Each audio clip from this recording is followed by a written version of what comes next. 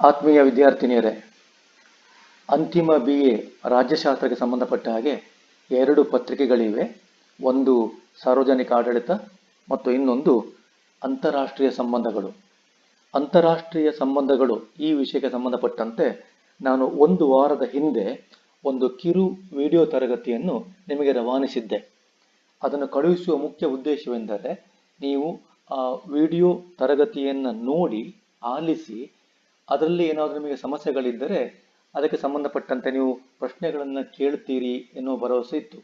ಬಹುಶಃ ನಾನು ನೋಡಿದ ಹಾಗೆ ಯಾರೂ ಕೂಡ ಅದನ್ನು ನೋಡಿ ನನಗೆ ಪ್ರತಿಕ್ರಿಯೆ ನೀಡಿರುವುದಿಲ್ಲ. ಆದ್ದರಿಂದ ನಿಮ್ಮಲ್ಲಿ ಇನ್ನೊಂದು ನಿವೇದನೆ, ಈ ವಿಡಿಯೋ ತರಗತಿಯನ್ನು ಚೆನ್ನಾಗಿ ಆಲಿಸಿ ನಿಮಗೆ ಬೇಕಾದ ಹಾಗೆ ಅದರ ಪಾಯಿಂಟ್ಸನ್ನು ಬರೆದುಕೊಂಡು ನಿಮ್ಮದೇ ಆದ ನೋಟ್ಸನ್ನು ತಯಾರು ಮಾಡಿಕೊಳ್ಳಿ.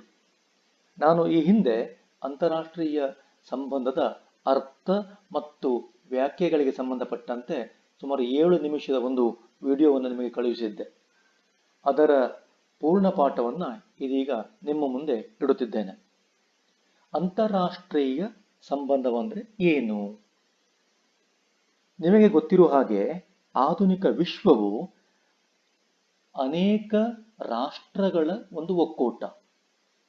ಅನೇಕ ರಾಷ್ಟ್ರಗಳು ಅಂತೇಳಿ ಎಂಥ ರಾಷ್ಟ್ರಗಳು? ಈ ಎಲ್ಲ ರಾಷ್ಟ್ರಗಳು ಕೂಡ ಸಾರ್ವಭೌಮತೆಯನ್ನು ಅಥವಾ ಪರಮಾಧಿಕಾರವನ್ನು ಹೊಂದಿರುವ ರಾಷ್ಟ್ರಗಳಾಗಿವೆ. ಆದರೆ ಎಷ್ಟೇ ಬಲಿಷ್ಠ ರಾಷ್ಟ್ರಗಳಾಗಿದ್ದರೂ ಕೂಡ ಈ ರಾಷ್ಟ್ರಗಳು ಏಕಾಂಗಿಯಾಗಿ ಬದುಕನ್ನು ಸಾಗಿಸುವುದು ಕಷ್ಟ. ಹೇಗೆ ಮನುಷ್ಯರು ಇತರರ ಮೇಲೆ ಅವಲಂಬಿತರಾಗಿರುತ್ತಾರೋ ಹಾಗೆ ವಿಶ್ವದ ರಾಷ್ಟ್ರಗಳು ಇನ್ನೊಂದು ರಾಷ್ಟ್ರಗಳ ಮೇಲೆ ಒಂದಲ್ಲ ಒಂದು ಕಾರಣಕ್ಕೆ ಅವಲಂಬಿತರಾಗಿರಲೇಬೇಕಾಗುತ್ತದೆ. ಆದ್ದರಿಂದ ಎಲ್ಲ ರಾಷ್ಟ್ರಗಳು ಇತರ ರಾಷ್ಟ್ರಗಳೊಂದಿಗೆ ಸಂಬಂಧವನ್ನು ಹೊಂದಿರಬೇಕಾಗುತ್ತದೆ. ಆದ್ದರಿಂದ ಅಂತಾರಾಷ್ಟ್ರೀಯ ಸಂಬಂಧವೆಂದರೆ ವಿಶ್ವದ ರಾಷ್ಟ್ರಗಳ ನಡುವಿನ ಸಂಬಂಧ. ಈ ಸಂಬಂಧವು ಸಹಕಾರಯುತ ಸಂಬಂಧವಾಗಿರಬಹುದು, ಕೋಆಪರೇಷನ್, ಅಥವಾ ಅದು ವೈಮನಸ್ಸಿನಿಂದ ಕೂಡಿದ ಸಂಬಂಧವೂ ಕೂಡ ಆಗಿರಬಹುದು, ಎನಿಮಿಟಿ ಅಥವಾ ಹಾಸ್ಟಿಲಿಟಿ. ಅಂದರೆ ಅಂತಾರಾಷ್ಟ್ರೀಯ ಸಂಬಂಧವೆಂದರೆ ಕೇವಲ ಮೈತ್ರಿಯುತ ಸಂಬಂಧವೇ ಆಗಿರಬೇಕೆಂಬ ಯಾವುದೇ ನಿಬಂಧನೆ ಇರುವುದಿಲ್ಲ. ಅಂತಾರಾಷ್ಟ್ರೀಯ ಸಂಬಂಧಗಳು ಇದಕ್ಕೆ ಸಂಬಂಧಪಟ್ಟ ಹಾಗೆ 18ನೇ ಶತಮಾನದಲ್ಲಿ ಜೆರೆಮಿ ಬೆಂಥಮ್ ಎನ್ನುವ ಚಿಂತಕನು ಈ ಪದವನ್ನು ಬಳಸಿದ್ದು ನಮಗೆ ಕಂಡುಬರುತ್ತದೆ, ಇಂಟರ್ನ್ಯಾಷನಲ್ ರಿಲೇಷನ್ಸ್. ಆದರೆ ಕ್ವಿನ್ಸಿ ರೈಟ್ ಎನ್ನುವ ಚಿಂತಕರು ಅಂತಾರಾಷ್ಟ್ರೀಯ ಎನ್ನುವ ಪದದ ಬದಲಿಗೆ ಅಂತರಾಜ್ಯ ಎನ್ನುವ ಪದವನ್ನು ಬಳಸಬಹುದು ಎಂಬ ಒಲವನ್ನು ಹೊಂದಿದ್ದರು. ಒಂದು ಸಬ್ಜೆಕ್ಟ್ ಆಗಿ, ಒಂದು ವಿಷಯವಾಗಿ, ಒಂದು ಶಾಸ್ತ್ರವಾಗಿ ನಾವು ಅಂತಾರಾಷ್ಟ್ರೀಯ ಸಂಬಂಧವನ್ನು ಅವಲೋಕಿಸಿದಾಗ ಆರಂಭದಲ್ಲಿ ಅಂತಾರಾಷ್ಟ್ರೀಯ ಸಂಬಂಧಗಳು ರಾಜ್ಯಶಾಸ್ತ್ರದ ಒಂದು ಶಾಖೆಯಾಗಿಯೇ ಅಧ್ಯಯನಕ್ಕೆ ಒಳಪಟ್ಟಿತ್ತು. ಆದರೆ ಈಗ ಅಂತಾರಾಷ್ಟ್ರೀಯ ಸಂಬಂಧವು ಒಂದು ಸ್ವತಂತ್ರ ಸಮಾಜ ವಿಜ್ಞಾನವಾಗಿ ಅಪಾರವಾದ ಅಧ್ಯಯನದ ವಸ್ತುವನ್ನು ಮತ್ತು ಅಷ್ಟೇ ಸಂಖ್ಯೆಯ ಜನ ಅಥವಾ ವಿದ್ಯಾರ್ಥಿಗಳ ಅಥವಾ ಅಧ್ಯಯನ ಮಾಡುವವರ ಒಂದು ಸಮೂಹವನ್ನು ಕೂಡ ಹೊಂದಿದೆ. ಆದ್ದರಿಂದ ಅಂತಾರಾಷ್ಟ್ರೀಯ ಸಂಬಂಧಗಳನ್ನು ಇಂದು ನಾವು ಕ್ರಮಬದ್ಧವಾಗಿ, ವ್ಯವಸ್ಥಿತವಾಗಿ ಅಧ್ಯಯನ ಮಾಡುವುದಕ್ಕೆ ಸಾಧ್ಯವಾಗುತ್ತದೆ. ಅಂತಾರಾಷ್ಟ್ರೀಯ ಸಂಬಂಧಗಳ ಅರ್ಥವನ್ನು ನಾವು ಅವಲೋಕಿಸಿದಾಗ ನಾವು ಈ ಕೆಳಗಿನ ಅಂಶಗಳನ್ನು ಗಮನದಲ್ಲಿ ಇರಿಸಿಕೊಳ್ಳಬಹುದು. ಮುಖ್ಯವಾಗಿ ಅಂತಾರಾಷ್ಟ್ರೀಯ ಸಂಬಂಧಗಳನ್ನು ನಾವು ಅರ್ಥೈಸುವಾಗ, ವ್ಯಾಖ್ಯಾನಿಸುವಾಗ 2 ವಿಧದ ದೃಷ್ಟಿಕೋನವನ್ನು ನೋಡಬಹುದಾಗಿದೆ. ಒಂದು ಅಂತಾರಾಷ್ಟ್ರೀಯ ಸಂಬಂಧಗಳ ಸಂಕುಚಿತ ದೃಷ್ಟಿಕೋನ ಮತ್ತು 2 ಅಂತಾರಾಷ್ಟ್ರೀಯ ಸಂಬಂಧಗಳ ವಿಶಾಲವಾದ ದೃಷ್ಟಿಕೋನ. ಅಂತಾರಾಷ್ಟ್ರೀಯ ಸಂಬಂಧಗಳ ಸಂಕುಚಿತ ದೃಷ್ಟಿಕೋನದಲ್ಲಿ ಒಂದು ರಾಷ್ಟ್ರದ ಅಧಿಕೃತ ನಾಯಕರುಗಳು ಇತರ ರಾಷ್ಟ್ರಗಳೊಂದಿಗೆ ಹೊಂದಿರುವ ಸಂಬಂಧಗಳನ್ನು ಅಂತಾರಾಷ್ಟ್ರೀಯ ಸಂಬಂಧಗಳೆಂದು ಪರಿಭಾವಿಸಲಾಗುತ್ತದೆ. ಅಂದರೆ ರಾಷ್ಟ್ರಪತಿ, ಪ್ರಧಾನಮಂತ್ರಿ, ವಿದೇಶಾಂಗ ಸಚಿವರು, ರಾಜತಾಂತ್ರಿಕ ಅಧಿಕಾರಿಗಳು ಇವೇ ಮೊದಲಾದ ವ್ಯಕ್ತಿಗಳು ನಡೆಸುವ ಸಂಬಂಧಗಳನ್ನು ಅಂತಾರಾಷ್ಟ್ರೀಯ ಸಂಬಂಧಗಳೆಂದು ಪರಿಭಾವಿಸಲಾಗುತ್ತದೆ.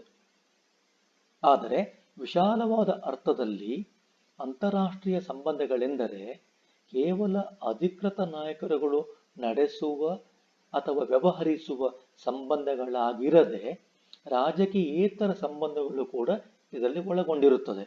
ಉದಾಹರಣೆಗೆ ಆರ್ಥಿಕ, ಶೈಕ್ಷಣಿಕ, ವ್ಯಾಪಾರ, ವ್ಯವಹಾರ, ಸಂಸ್ಕೃತಿ ಇತ್ಯಾದಿ ಎಲ್ಲ ಸಂಬಂಧಗಳು ಕೂಡ ಅಂತಾರಾಷ್ಟ್ರೀಯ ಸಂಬಂಧಗಳಲ್ಲಿ ಅಧ್ಯಯನಕ್ಕೆ ಒಳಪಟ್ಟಿರುತ್ತದೆ.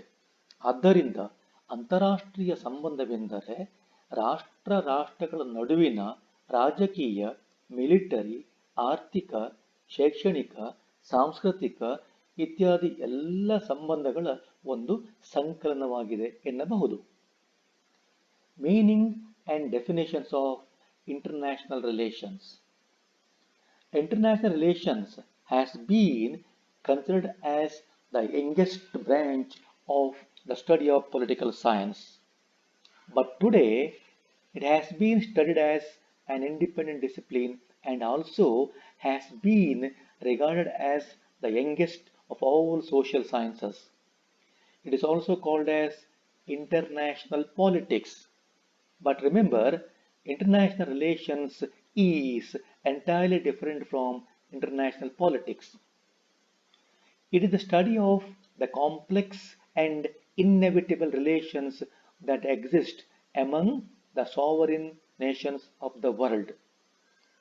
The word international is derived from the Latin word intergenes, which means law of nations. As I told you earlier, it was Jeremy Bentham who used the word international for the first time in the later half of the 18th century. As a subject of independent discipline, it may be of recent origin, but as a matter of practice, it has been practiced from the earliest times. The two world wars and its effects on mankind, the establishment of UNO, the development of atomic bombs and Cold War situations, rivalry between the two superpowers, etc. have contributed a lot to the study of international relations. ಅಂತಾರಾಷ್ಟ್ರೀಯ ಸಂಬಂಧವು ಒಂದು ಅಧ್ಯಯನದ ವಸ್ತುವಾಗಿ ತೀರಾ ಇತ್ತೀಚೆಗೆ ಬೆಳೆದು ಬಂದಿದೆಯಾದರೂ ಕೂಡ ಅಂತಾರಾಷ್ಟ್ರೀಯ ಸಂಬಂಧಗಳ ಅಸ್ತಿತ್ವವನ್ನು ಅನಾದಿ ಕಾಲದಿಂದಲೂ ಗುರುತಿಸಬಹುದಾಗಿದೆ. ಎರಡು ವಿಶ್ವ ಯುದ್ಧಗಳು ಮತ್ತು ಈ ಯುದ್ಧಗಳು ಮನುಕುಲದ ಮೇಲೆ ಬೀರಿದ ಪ್ರಭಾವಗಳು, ಆ ಬಳಿಕ ಶಾಂತಿ ಸ್ಥಾಪನೆಯ ಉದ್ದೇಶದಿಂದ ಸ್ಥಾಪಿಸಲ್ಪಟ್ಟ ವಿಶ್ವಸಂಸ್ಥೆ, ಅಣುಬಾಂಬುಗಳ ತಯಾರಿ, ಶೀತಲ ಸಮರ, ಎರಡು ಶಕ್ತ ರಾಷ್ಟ್ರಗಳು ಅಮೆರಿಕ ಮತ್ತು ಸೋವಿಯತ್ ಯೂನಿಯನ್ ಈ ರಾಷ್ಟ್ರಗಳ ನಡುವಿನ ಪೈಪೋಟಿ ಇತ್ಯಾದಿ ವಿಚಾರಗಳು ಅಂತಾರಾಷ್ಟ್ರೀಯ ಸಂಬಂಧಗಳ ಬೆಳವಣಿಗೆಯಲ್ಲಿ ಪ್ರಧಾನವಾದ ಪಾತ್ರವನ್ನು ವಹಿಸಿರುವುದನ್ನು ನಾವು ನೋಡಬಹುದು. ಹಾಗಾದರೆ ಅಂತಾರಾಷ್ಟ್ರೀಯ ಸಂಬಂಧಗಳು ಎಂದರೇನು? International relations is a branch of political science concerned with the relations between nations and mainly with foreign policies. It is an area of study or knowledge concerned with the relations between different countries. The term international was first used by Jeremy Bentham in the second half of the 18th century. In the beginning, the international relations was used to indicate the official relations between the sovereign states. Quincy Wright was the one who favored the use of interstate than international, as political societies were known as states. There are two views of international relations, broader view and narrow view. ಅಂತಾರಾಷ್ಟ್ರೀಯ ಸಂಬಂಧವೆಂದರೆ ರಾಜ್ಯಶಾಸ್ತ್ರದ ಒಂದು ಶಾಖೆಯಾಗಿದ್ದು, ಇದು ರಾಷ್ಟ್ರಗಳ ನಡುವಿನ ವಿದೇಶಾಂಗ ನೀತಿಗಳ ಅಧ್ಯಯನಕ್ಕೆ ಸಂಬಂಧಪಟ್ಟ ಒಂದು ಅಧ್ಯಯನವಾಗಿದೆ. ಅಂತಾರಾಷ್ಟ್ರೀಯ ಸಂಬಂಧವು ವಿವಿಧ ರಾಷ್ಟ್ರಗಳ ನಡುವಿನ ಸಂಬಂಧಗಳ ಅಧ್ಯಯನಕ್ಕೆ ಸಂಬಂಧಪಟ್ಟಿದೆ. ಈ ಸಂಬಂಧವು ಮೈತ್ರಿಯುತ ಸಂಬಂಧವಾಗಿರಬಹುದು ಅಥವಾ ದ್ವೇಷದ ವೈಮನಸ್ಸಿನ ಸಂಬಂಧವೂ ಆಗಿರಬಹುದು. ಜೆರೆಮಿ ಬೆಂಥೆಮ್ ಎನ್ನುವ ಆಂಗ್ಲ ಚಿಂತಕನು 18ನೇ ಶತಮಾನದ ಉತ್ತರಾರ್ಧದಲ್ಲಿ ಮೊತ್ತ ಮೊದಲ ಬಾರಿಗೆ ಅಂತಾರಾಷ್ಟ್ರೀಯ ಎನ್ನುವ ಪದವನ್ನು ಪ್ರಯೋಗಿಸಿದನು. ಅಂತಾರಾಷ್ಟ್ರೀಯ ಸಂಬಂಧಗಳ ಅಧ್ಯಯನವು ಆರಂಭದಲ್ಲಿ ಎರಡು ಸಾರ್ವಭೌಮ ರಾಷ್ಟ್ರಗಳ ನಡುವಿನ ಅಧಿಕೃತ ಸಂಬಂಧಗಳನ್ನು ಸೂಚಿಸುವ ಒಂದು ಶಾಖೆಯಾಗಿ ಬೆಳೆದು ಬಂದಿತ್ತು. ಅಂತಾರಾಷ್ಟ್ರೀಯ ಸಂಬಂಧಗಳಿಗೆ ಸಂಬಂಧಪಟ್ಟಂತೆ ಈ ಮೊದಲೇ ತಿಳಿಸಿರುವಂತೆ ಎರಡು ದೃಷ್ಟಿಕೋನಗಳು ಪ್ರಮುಖವಾಗಿವೆ. ಒಂದು ಸಂಕುಚಿತ ದೃಷ್ಟಿಕೋನ ಮತ್ತು ಇನ್ನೊಂದು ವಿಶಾಲವಾದ ದೃಷ್ಟಿಕೋನ. ಅಂತಾರಾಷ್ಟ್ರೀಯ ಸಂಬಂಧಗಳ ಅಧ್ಯಯನವು ಕೇವಲ ರಾಜಕೀಯ ಸಂಬಂಧಗಳಿಗೆ ಮಾತ್ರ ಸೀಮಿತವಾಗಿರದೆ ಅದು ರಾಜಕೀಯೇತರ ಸಂಬಂಧಗಳನ್ನು ಕೂಡ ಒಳಗೊಂಡಿದೆ. ಅಂತಾರಾಷ್ಟ್ರೀಯ ಸಂಬಂಧಗಳ ಅಧ್ಯಯನದಲ್ಲಿ ರಾಜಕೀಯ ಸಂಬಂಧಗಳು, ರಾಜತಾಂತ್ರಿಕ ಸಂಬಂಧಗಳು, ವಿಜ್ಞಾನ, ಶಿಕ್ಷಣ, ತಂತ್ರಜ್ಞಾನ, ವಿವಿಧ ಸಿದ್ಧಾಂತಗಳು ಇತ್ಯಾದಿ ಸಂಬಂಧಗಳ ಅಧ್ಯಯನವನ್ನು ಕೂಡ ನಾವು ನೋಡಬಹುದಾಗಿದೆ. ಸ್ಥಿತ್ಯಂತರ ಗತಿಯಲ್ಲಿರುವ ವಿಶ್ವದ ವಿವಿಧ ರಾಷ್ಟ್ರಗಳ ನಡುವಿನ ಎಲ್ಲ ಸಂಬಂಧಗಳ ಅಧ್ಯಯನವೇ ಅಂತಾರಾಷ್ಟ್ರೀಯ ಸಂಬಂಧವೆಂದು ನಾವು ವಿವರಿಸಬಹುದಾಗಿದೆ. ಅಂತಾರಾಷ್ಟ್ರೀಯ ಸಂಬಂಧಗಳಿಗೆ ಸಂಬಂಧಪಟ್ಟ ಹಾಗೆ ಅಧ್ಯಯನ ಮಾಡುವಾಗ ಅನೇಕ ಚಿಂತಕರು, ವಿದ್ವಾಂಸರು ಬೇರೆ ಬೇರೆ ರೀತಿಯ ವ್ಯಾಖ್ಯಾನಗಳನ್ನು ನೀಡಿರುವುದನ್ನು ನಾವು ನೋಡಬಹುದಾಗಿದೆ. There are number of definitions regarding the meaning of international relations. The following are some of the important definitions on international relations. According to Professor Hartman, international relations covers all intercourses among states and all movements of people, goods and ideas across the national frontiers.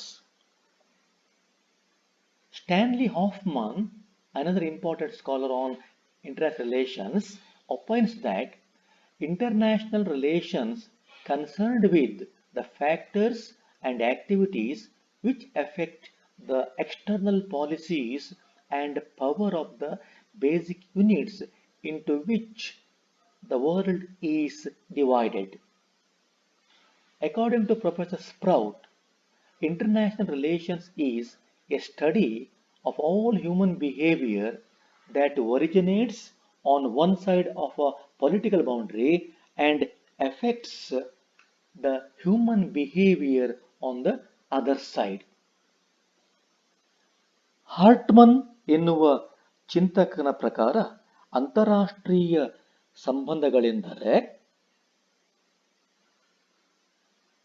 ರಾಜ್ಯಗಳ ನಡುವಣ ಎಲ್ಲ ವ್ಯವಹಾರಗಳು ಹಾಗೂ ರಾಷ್ಟ್ರೀಯ ಗಡಿಯನ್ನು ದಾಟಿ ಹೋಗುವ ಜನ, ಸರಕು ಮತ್ತು ವಿಚಾರಗಳೆಲ್ಲವನ್ನೂ ಕೂಡ ಒಳಗೊಂಡಿರುತ್ತದೆ.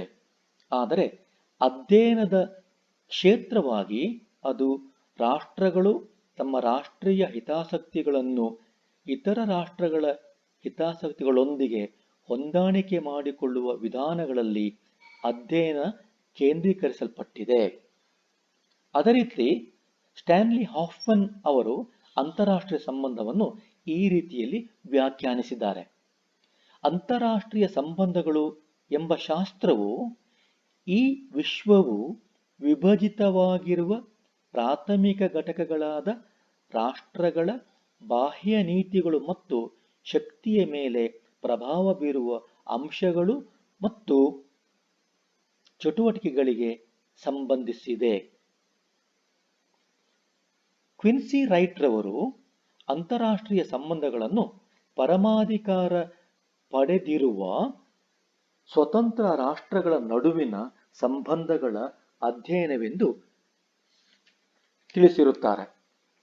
ಹೀಗೆ ಬೇರೆ ಬೇರೆ ಚಿಂತಕರುಗಳ ವ್ಯಾಖ್ಯೆಯನ್ನು ಗಮನಿಸಿದಾಗ ಅಂತಾರಾಷ್ಟ್ರೀಯ ಸಂಬಂಧವೆಂದರೆ ವಿಶ್ವದ ಪರಮಾಧಿಕಾರವನ್ನು ಹೊಂದಿರುವ ರಾಷ್ಟ್ರಗಳ ನಡುವಿನ ವಿವಿಧ ರೀತಿಯ ಸಂಬಂಧಗಳನ್ನು ಒಳಗೊಂಡಿರುತ್ತದೆ.